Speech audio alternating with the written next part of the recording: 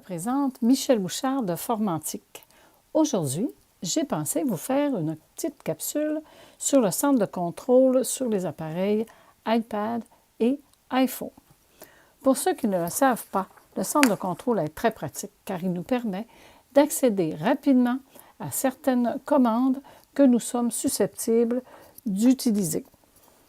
Premièrement, pour accéder au centre de contrôle, il faut tout simplement toucher le coin supérieur droit de notre appareil, qu'il s'agisse d'un iPad ou d'un iPhone de dernière génération, et de glisser vers le centre.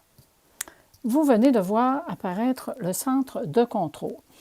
Comme vous pouvez le constater, il permet entre autres de pouvoir activer ou désactiver rapidement le mode avion, le Wi-Fi, le Bluetooth, de pouvoir aussi verrouiller ou déverrouiller l'orientation de notre appareil, de contrôler la luminosité, de même que le volume sonore.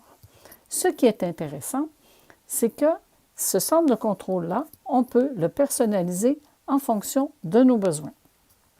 Pour ce faire, il s'agit tout simplement d'aller dans les réglages et de venir sélectionner Centre de contrôle. Dans la personnalisation de notre centre de contrôle, on y trouve deux sections, soit une section intitulée « Inclure ».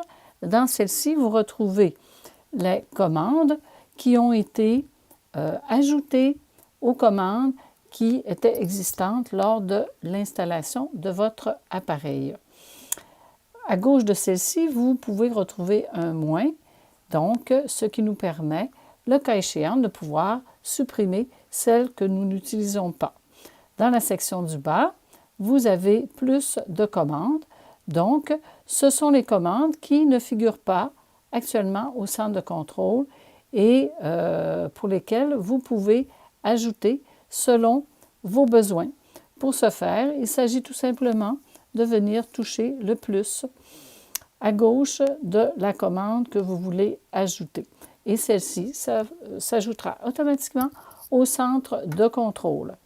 C'était donc ma capsule, je m'excuse, sur le centre de contrôle.